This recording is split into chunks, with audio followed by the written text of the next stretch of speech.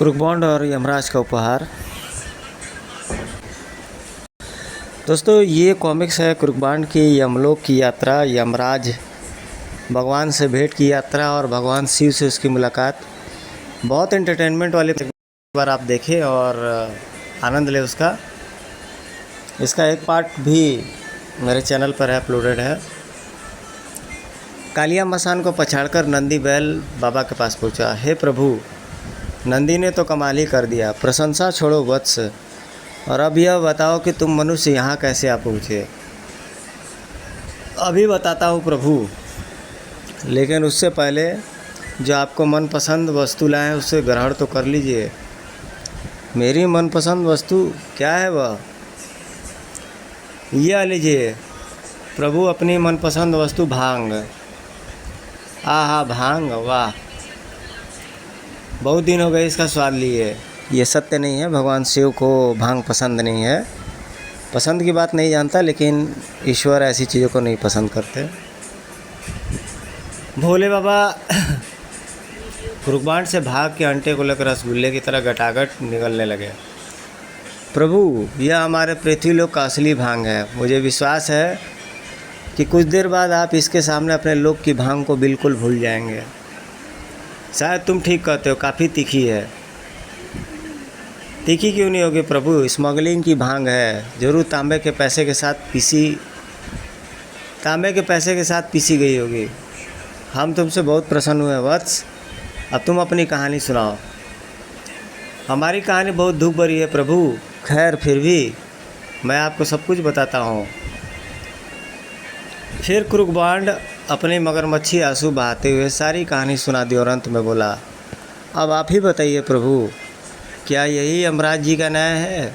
क्या वे अपनी भूल छुपाने के लिए बेकसूरों के साथ ऐसा ही सलूक करते हैं? मोटू ने भी आग में घी का काम किया। प्रभु, हमने तो सुना था ईश्वर के घर देर है पर अंधेर नहीं है, जबकि यमराज जी के यहाँ अंधेर ही अंधेर है। अब तक भोले बाबा के सर पर भांग अपनी तरंग जमा चुकी थी। उस पर क्रूकबॉन्ड और मोटू के कटाक्ष दोनों ने मिलकर भोले बाबा के क्रोध को और भड़का दिया। यमराज अपने अधिकार का इतना गलत उपयोग करेगा, यह हमने सोचा भी नहीं था। उस धृष्ट की लापरवाह को हम उसकी भूल की सज़ा अवश्य देंगे। नंदी, तुरंत प्रकट हो, जो आज्ञा प्रभु। अगले ही पल, मेरे लिए क्या आज्ञा है प्रभु? इसी समय यमपुरी जाओ और यमराज को हमारे पास लेकर आओ। जो आज्ञा प्रभु। नंदी उसी समय वहाँ से यमलोक की ओर चल पड़ा। तत्पश्चात, आप धन्य हैं प्रभु, जैसा आपके बारे में हमने सुन रखा था वैसा ही आपको पाया। लेकिन हमारे मामले में केवल यमराज जी ही अकेले दोषी नहीं है, बल्कि अन्य देवगण भी दोषी हैं, जो इतना अहम और महत्वपूर्ण कार्य अकेले यमराज जी को सौंपकर निश्चिंत होकर बैठ गए हैं। हम जानते हैं वत्स, ठहरो, हम अभी उनका ध्यान इस ओर आकर्षित करते हैं। उन्हें भी यमराज की इस भूल का जवाब देना होगा और तुम्हारे साथ जो अन्याय हुआ है उसका नुकसान भुगतना होगा। कहने के साथ ही भोले बाबा का क्रोध और भांग की पिनक में तांडव नृत्य करने लगे। बन गया हमारा काम, अब स्वर्गलोक में हंगामा मच जाएगा। लेकिन बांड भैया भोले बाबा को अत्यधिक क्रोध में आ चुके हैं। यदि उन्होंने तीसरी आँख खोल दी तो क्या? बस तीनों लोकों में प्रलय आ जाएगी और पूरा ब्रह्मांड समाप्त हो जाएगा। फिर हमारा क्या होगा बांड भैया? हम भी तो मारे जाएंगे। अरे मूर्ख, बार बार मरने की बात क्यों कर रहा है? भोले बाबा की शरण में रहते हुए हमारा बाल भी बाका नहीं होगा और हम दोनों तीनों लोक में आनंद से अपना जीवन व्यतीत करेंगे, क्योंकि पूरे ब्रह्मांड के नष्ट होने के पश्चात किसी भी लोक में न कोई राजा होगा और न कोई प्रजा। वाह बांड भैया वाह, यह तो हमने सोचा ही नहीं था। वाकई तुमने बहुत दूर की सोची है। भोले बाबा का नृत्य सनय सनय अचानक भयानक रूप धारण करता जा रहा था, और फिर एक समय ऐसा भी है जबकि वे जिस तरफ पाँव मारते उस तरफ की धरती झुक जाती। अरे बाप रे, उफ! प्रभु तो देवलोक को झूले की तरह से ऊपर नीचे करने लगे। देवलोक को शीघ्र ही भोले बाबा के भयंकर तांडव नृत्य से स्वर्गलोक में हंगामा मच गया। उफ आह! यह अचानक देवलोक में भूचाल कैसे आया? ओह, समझा, शायद भोलेनाथ किसी कारणवश क्रोधित हो उठे हैं। उसी समय देवगणों का दरबार लगा हुआ था, जिसका संचालन स्वयं श्री विष्णु भगवान कर रहे थे। उनके भी सिंहासन एकाएक बुरी तरीके से डोल उठे। ओह, यह क्या? ऐसा लगता है जैसे प्रलय होने वाली हो। क्या कारण हो सकता है? तभी नारायण नारायण नारायण। हो देवर्षि नारद जी, कृपया आप ही बताइए, यह देवलोक में अचानक क्यों डोलने लगा? आज से पहले तो ऐसा कभी नहीं हुआ। नारायण नारायण नारायण। मुझे पूरा विश्वास है ऐसा बाबा भोले शंकर के क्रोध के कारण हो रहा है, लेकिन क्यों? हमसे ऐसी क्या भूल हुई है जो वो क्रोधित होकर पूरे देवलोक को उलट देने पर तुल गए हैं? उनके क्रोध का क्या कारण हो सकता है मुनिवर? कारण तो स्वयं भोलेनाथ ही बता सकते हैं। प्रभु, मेरे विचार से हम सबको इस समय चलकर उनसे मिलना चाहिए। आप ठीक कहते हैं, चलिए देवगणों, हम सब चलकर उनका क्रोध ठंडा करने की कोशिश करते हैं। और उसी समय भगवान शंकर के निवास स्थल की तरफ सभी लोग चल पड़े। जब वे शंकर भगवान के निवास पर पहुँचे, ओह, वे दोनों मनुष्य कौन हैं? नारायण नारायण, मैं समझ गया। यह विपत्ति उन्हीं दोनों के कारण ही देवलोक में आई है। शांत हो जाइए भोलेनाथ, शांत हो जाइए, वरना देवलोक नष्ट हो जाएगा। हाँ मित्र, शांत हो जाओ और अपने क्रोध का कारण बताओ। परंतु भोले बाबा के सर पर भांग का नशा पूरी तरह जवानी पर आ चुका था, अतः वे देवताओं की बात पर कोई ध्यान न देकर पूर्ववत नाचते रहे। तब ब्रह्मा जी कुपित होकर क्रुकबांड और मोटू से संबोधित हुए। अरे मनुष्यों, तुम ही बताओ कि भोले बाबा के क्रोध का क्या कारण है और तुम देवलोक में कैसे पहुंच गए? क्षमा कीजिए प्रभु, भोले बाबा के क्रोध का कारण हम नहीं बल्कि आपके अनुचर यमराज जी हैं। उन्होंने हमारे साथ जो अन्याय किया है उसको जान सुनकर भोले बाबा क्रोध से तांडव नृत्य करने लगे हैं। और क्षमा कीजिए प्रभु, हमारे साथ जो अन्याय हुआ है उसमें आपका भी कुछ कम दोष नहीं है। क्या? आखिर तुम्हारे साथ क्या अन्याय हुआ है? हमें बताओ वत्स, हम तुम्हारे साथ अवश्य न्याय करेंगे। तब क्रुकबांड और मोटू ने सब कुछ कहा सुनाया जो उन्होंने भगवान शंकर को बताया था। सब कुछ सुनकर नारायण नारायण, यह तो बड़ा इनके साथ बहुत बड़ा अन्याय हुआ है। यमराज जी को इस भूल पर भोले बाबा का क्रोधित हो उठना स्वाभाविक है।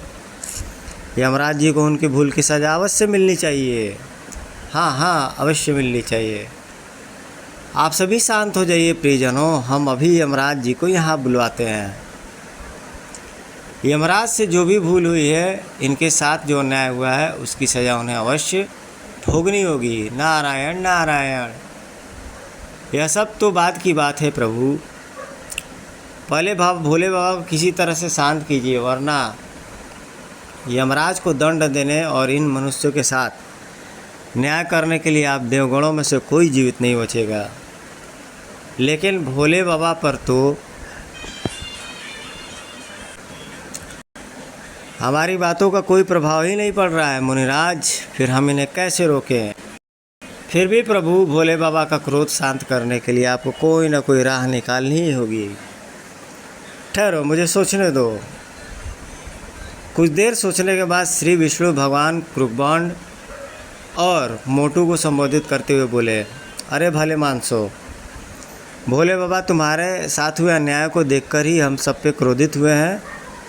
यदि तुम इनसे यह तांडव नृत्य रोकने के लिए कहो तो ये निश्चित रूप से शांत हो जाएंगे।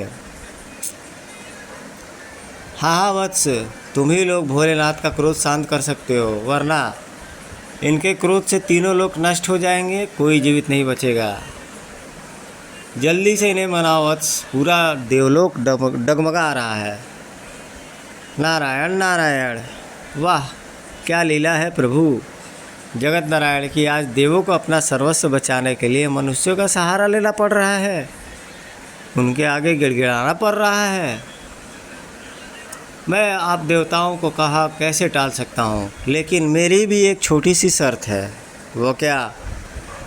भोलेनाथ का क्रोध शांत करने के बदले आप हम लोगों को अपने लोक का सैर करवाना पड़ेगा।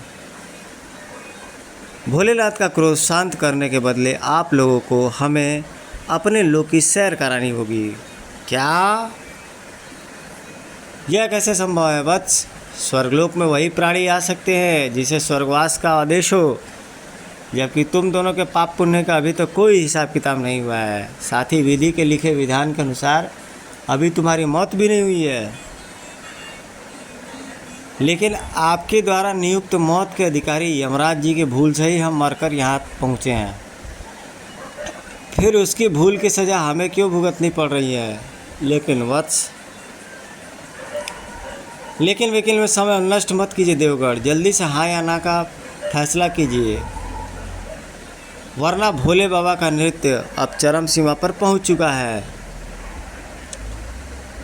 मजबूरी थी, अतः देवताओं को कुर्बान की शर्त मंजूर करनी पड़ी। ठीक है वत्स, हमें तुम्हारी शर्त स्वीकार है, लेकिन अब तुम जल्दी से भोले बाबा को शांत करो। अभी लीजिए प्रभु। प्रभु शांत हो जाइए, मुझे इनसे इंसाफ मिल गया है और अब हमें देवताओं और यमराज जी से कोई गिला शिकवा नहीं है। हे प्रभु, आप महान हैं, आपके कारण ही हमारी हार्दिक इच्छा पूरी हो जाएगी। लेकिन भोले बाबा का नृत्य बंद नहीं हुआ, अब तो कोई दूसरी युक्ति निकालनी पड़ेगी, वरना देवताओं के सामने हमारी सारी किरकिरी हो जाएगी। लेकिन वह दूसरी युक्ति लाऊं कहाँ से? शीघ्र ही वो मारा आ गया एक आइडिया, और अगले ही पल उसने मोटू को एक खास इशारा किया और इसी के साथ अपनी जेब से छुरा निकालकर चीख उठा, बस कीजिए प्रभु, वरना आपका यह भक्त आत्महत्या कर लेगा। लेकिन भोलेनाथ फिर भी नहीं रुके। ठीक है प्रभु, यदि आप अपने इस भक्त की बलि ही चाहते हैं तो लीजिए, मैं अपने आप को आप पर कुर्बान किए देता हूँ। ठहरो भक्त ठहरो। कुर्बान के इस अभिनय ने भोलेनाथ पर तुरंत प्रभाव डाला। वे तांडव नृत्य रोक कर तुरंत उसके पास जा पहुँचे। यह तुम क्या करने जा रहे थे भक्त? यदि तुमने आत्महत्या कर लेते तो मैं पूरी सृष्टि का नाश कर देता। आप धन्य हैं प्रभु। कहने के साथ ही कुर्बान ने भोले बाबा के पैर पकड़ लिए। उनकी देखी देखा मोटू ने भी वैसा ही किया। लेकिन अब कृपा करके अपना क्रोध त्याग दीजिए प्रभु। अब हमें अब किसी से कोई गिला शिकवा नहीं है। बांड भैया ठीक करते हैं प्रभु, हमें स्वर्गलोक की यात्रा करने की अनुमति मिल गई है। अरे मूर्ख, चुप रह, क्यों अपनी पोल खोल रहा है? यदि भोले बाबा को पता चल गया कि हमने देवताओं को विवश करके अपनी मांग पूरी की है, तो ये अभी अपने त्रिशूल से मौत के घाट उतार देंगे।